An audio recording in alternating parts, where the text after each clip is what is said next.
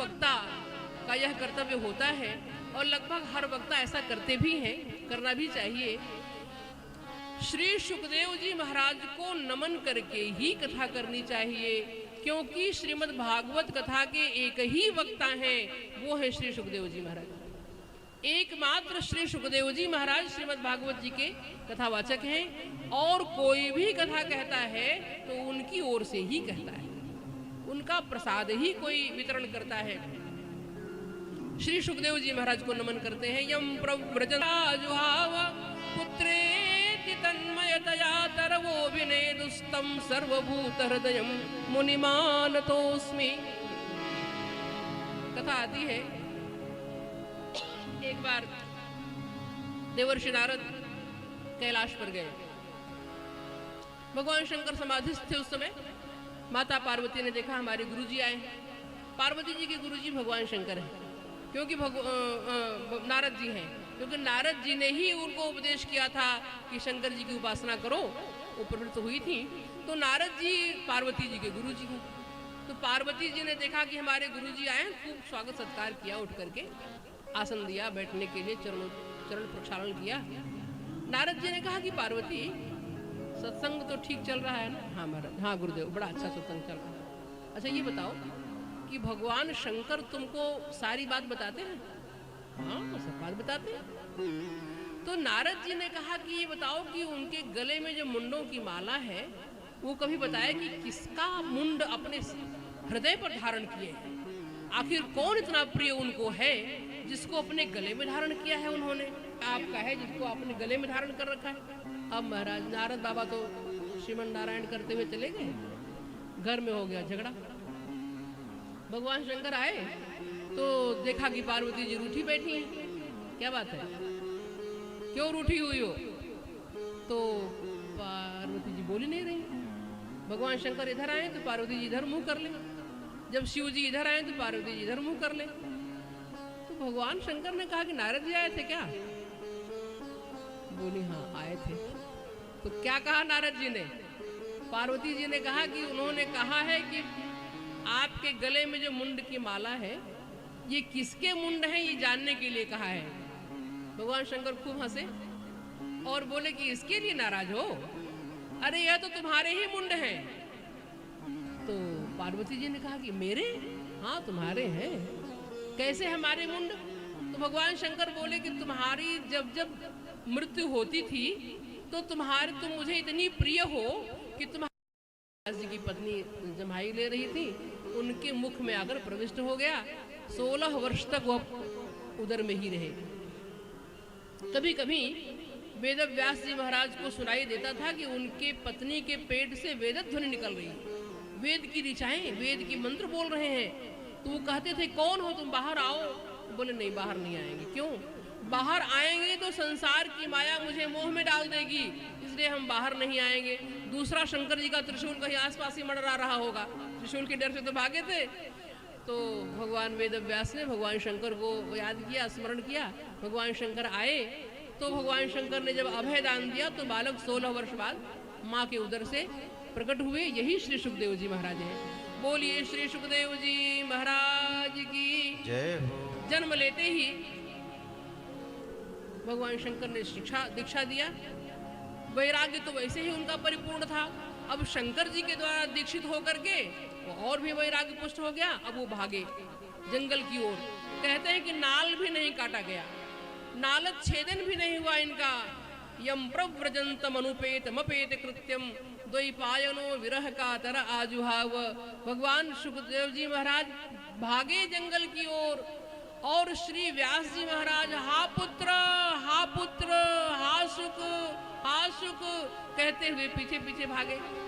अब देखिए यहाँ पर एक शंका की बात यह है कि जो महर्षि वेद व्यास 18 पुराण के रचयिता, सबको वैराग्य में प्रवृत्त करने वाले, ज्ञान वैराग्य और भक्ति को पुष्ट करने वाले, श्रीमद् भागवत की रचना करने वाले, महाभारत जैसे ग्रंथ की रचना किया उन्होंने, ऐसे व्यास जी को भी पुत्र मोह हो रहा है।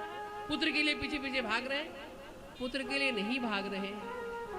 उन्हें लगा कि मैं तो श्रीमद् भागवत को अमनिया रखा था, कोरा कोरा भागवत रखा था कि सुखदेव इसका वर्णन करेंगे, क्योंकि सुखदेव के समान विरागी ही, इसका नाम क्या है ग्रंथ का?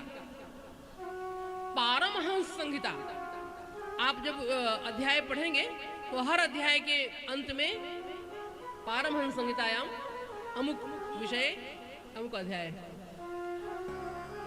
मैंने परमहंसों की संहिता है। तो सुखदेव जैसा परमहंस भला कौन हो सकता है? वो खोज रहे थे। एक घर ही में पैदा हुआ तो उसको इतना वैराग्य हो गया कि भगवान से भी वैराग्य हो गया, भाग रहे हैं। तो बोले कि हम तो पुत्र के लिए नहीं, हम तो भागवत की कथावाचक के लिए पीछे पीछे भाग रहे थे। कौन कहेगा कथा? हमारा जो ग्रंथ है तो यह तो कोरा ही रह जाएगा। हा पुत्र कहते हुए व्यास जी पीछे पीछे भागे। सुखदेव जी महाराज पीछे पलट कर देखे भी नहीं, पीछे पलट कर उन्होंने देखा भी नहीं कि ये कौन है, क्या बोल रहे हैं। और महाराज बहुत दूर नर्मदा के किनारे आए तो कहते हैं कि जंगल में जब आप कोई बात बोलेंगे तो आपकी आवाज टकरा करके आती है। जब व्यास जी बोलते थे कि हा पुत्र, तो उन्हीं की आवाज वृक्षों से टकरा करके तरवो भिनेदु सुनाई देती थी। हा पुत्र, मतलब वो वृक्ष बोलते थे कि हा पुत्र वो नहीं, पुत्र तुम हो। जो ज्ञानी था वह चला गया, और जो पुत्र के मोह में पड़ा हुआ है, ज्ञानी पिता होता है और ज्ञानी पुत्र होता है। तो ज्ञानी था वो तो चला गया। हाँ पुत्र वह नहीं, पुत्र तुम हो। हा पुत्र तरवो भिनेदु तम सर्वभूत, ऐसे सर्वभूत हृदय हम लोग जो कण कण में भगवान है, ऐसी बात सब लोग जानते हैं, सब कहते भी हैं। हमारे आपके लिए यह बात वाणी का में उलझ करके रह जाती है, लेकिन श्री सुखदेव जी महाराज तो जो बोले वह कणकण से वही आवाज आई। सर्वभूत हृदय श्री सुखदेव जी महाराज को नमस्कार करते हैं। यही सुखदेव जी, जो सुखदेव जी इतना कहने पर बुलाने पर नहीं आए, तपस्या में रत हो गए, वही श्री सुखदेव जी महाराज जब श्रीमद् भागवत के एक श्लोक को सुने, महर्षि वेद व्यास के शिष्य जहां वो तपस्या में रत थे, वहां व्यास जी के शिष्यों ने जाकर के एक श्लोक का गायन किया। वरहा पीडम नटवर बपुः कर्णयो कर्णिकारम बिभ्रद्वासः कनककपिशं वैजयन्तीं च मालां रन्ध्रान् वेणोरधर सुधया पूरयन् गोपवृन्दैः वृन्दारण्यं स्वपदरमणं प्राविशद् गीतकीर्तिः। इस श्लोक में भगवान श्री कृष्ण के स्वरूप का वर्णन है। वरहा पीडम नटवर बपुः, बरहमय आपीड माने मोर का पंख जो लगाए हुए हैं, नटवर बपुः श्रेष्ठ नट के समान जिनका शरीर है।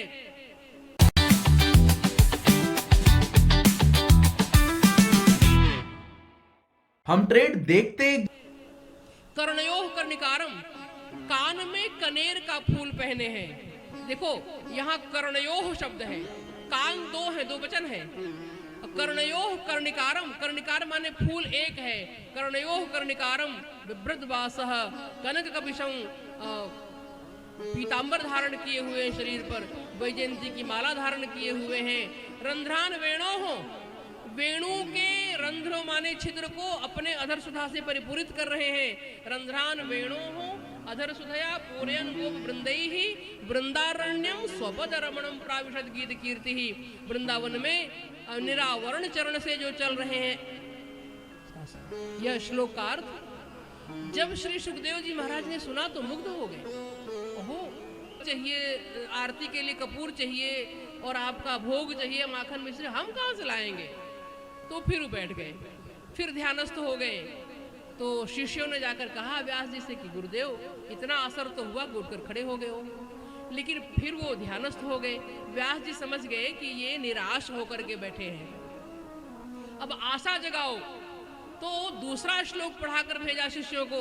अहो वकीयं स्तनकालकूटं जिघांसया पाययदप्य साध्वी लेभे गतिं धातृचितां ततोऽन्यं कं वा दयालुं शरणं ब्रजेम। अहो बकी, बकी माने बकासुर की बहन पूतना। पूतना गई थी मारने के लिए भगवान को। गई मारन पूतना कुछ काल कूट लगाई। गई मारन पूतना कुछ काल कूट। मातु की गति दई ताहि कृपालु यादव राई। मातु की गति दई ताहि कृपालु यादव राई। पूतना भगवान को मारने के लिए गई थी, लेकिन भगवान ने उसको मां का पद दे दिया। ऐसे कृपालु कम्वा दयालु शरणम ब्रजेमा। भगवान श्री कृष्ण को छोड़कर ऐसा कौन दयालु है जिसकी शरण ग्रहण करें हम। जब यह श्लोक सुनाया शिष्यों ने, तब तो सुखदेव जी महाराज चल पड़े। बोले अब तो हम पिताजी से जाकर पढ़ेंगे। गए, पिताजी के चरणों में प्रणाम किया। पिताजी, सुना है कि आपने कोई परमहंसों की संहिता बनाया है। हाँ बेटा, तुम्हारे ही लिए बनाया है, तुम्हारी ही प्रतीक्षा थी, तुम्हारे लिए बनाया है। महाराज जब आज जो चले सुखदेव जी, उन श्री सुखदेव जी में बहुत बड़ा फर्क है महाराज। जब भागवत जी को पढ़कर चले, तब तो हृदय रस से इतना सराबोर हो गया, श्री कृष्ण भक्ति से इतना सराबोर हृदय हो गया महाराज, छलकने लगा। कलश में जल अगर भर गया हो पूरा, तो चलने में छलकता है ना। तो जब पूरा कलश भर गया तो छलकने लगा। बजाए गयोरी मोरे आंगन बंसुरिया। बजाए गयोरी मोरे आंगन बंसुरिया। बजाए गयोरी मोरे आंगन बंसुरिया। बजाए गयोरी मोरे आंगन बंसुरिया।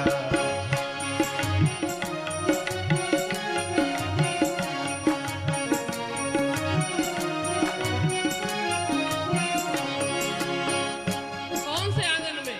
हृदय के आंगन में। छोटे से मोहन के बड़े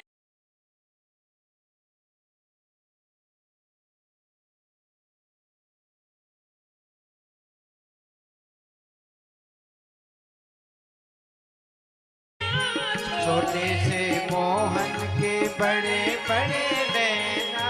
कुंजन में ठाड़ो चलाए रहो सेना। जल में ठाड़ चल।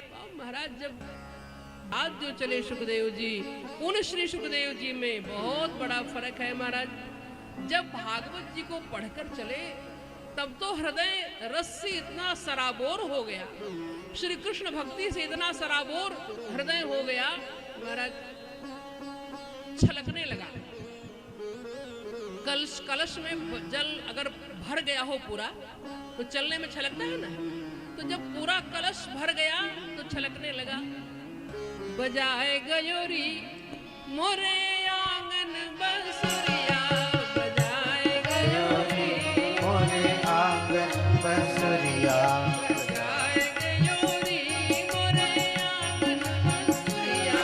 बजाए गयोरी मोरे आंगन बंसुरिया।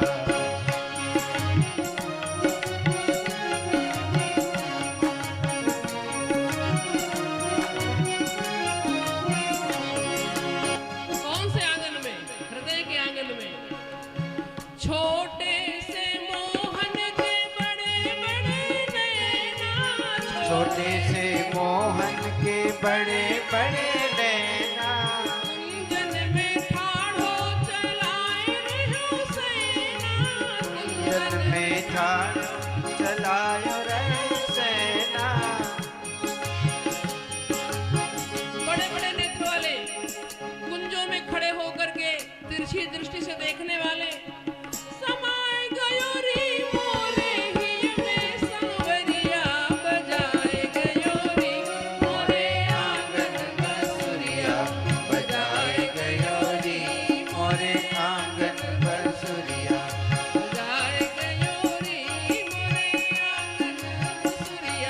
बजाए गयो री मोरे आंगन बसुरिया बजाए री बजाए गयो री बजाए गयो री बजाए गयो री ओ मोरे आंगन बसुरिया बजाए गयो री मोरे आंगन बसुरिया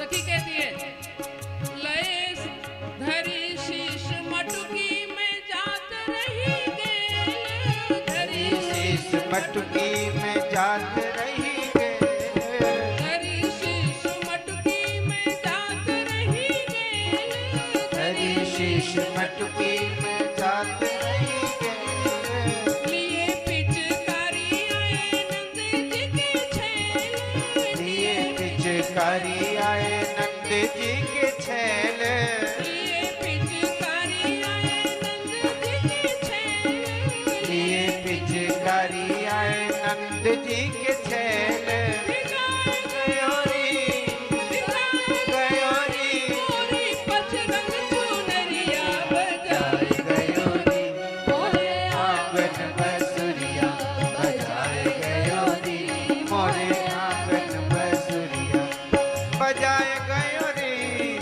बजाए गयो री हाँ बजाए गयो री बजाए गयो री मोरे आंगन बसुरिया बजाए गयो री मोरे आंगन बसुरिया बजाए गयो री मोरे आंगन बसुरिया बजाए गयो री मोरे आंगन अच्छा, हमारे आपके आंगन में बांसुरी बज जाए तो वैसी ही हालत होगी जिसके आंगन में बांसुरी नहीं बजी है जब तक, तभी तक हमारा हृदय शुष्क है। जिस दिन बांसुरी की एक भी तान सुनाई दे दी तो महाराज रस से सराबोर हो जाएगा हृदय। छलक रही है गगरी। श्री सुखदेव जी महाराज का हृदय भक्ति से परिपूर्ण हो गया है। ज्ञानी सुख थे, विरागी सुख थे इसके पहले, अब भक्त सुख चले हैं। और जब वो छलकने लगता है ना तो अगल बगल के लोग भी लाभान्वित हो जाते हैं।